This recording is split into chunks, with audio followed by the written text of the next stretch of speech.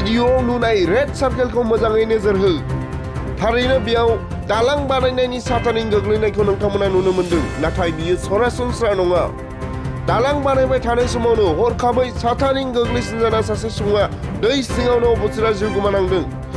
जिउ गोमानाय गोथै देहाखौ 5 निफ्राय 6 घन्टा उनाव JCB बाहायनानै जावख'बाय थानायखौबो बे समाव नोंथांमोना नुनो मोन्दों।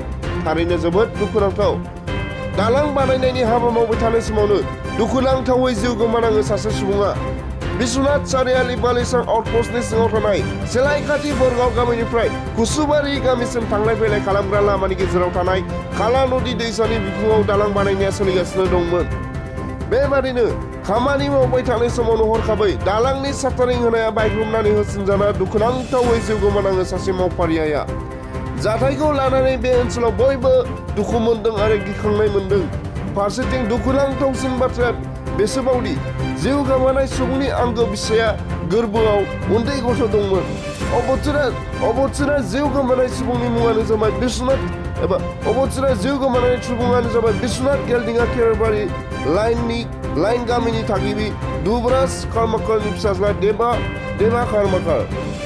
बाजाज कम्पानिनो बेसेन नाङाजासे 5 लिटार पेट्रल, 2 हेलमेट, सीट कभार, 12 टाइम्स वाशिं कुपन मोननो हागोन।